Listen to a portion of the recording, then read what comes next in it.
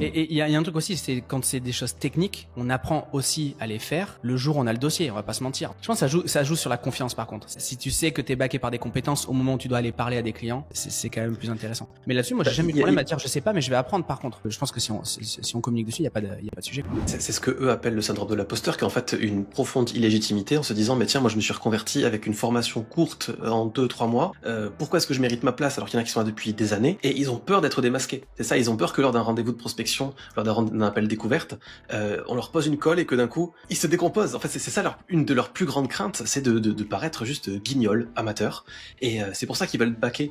Et en fait c'est là où c'est super intéressant, parce que backer par des compétences, alors qu'il vaudrait mieux être backé par la capacité à trouver les solutions just in time, au dernier moment, limite.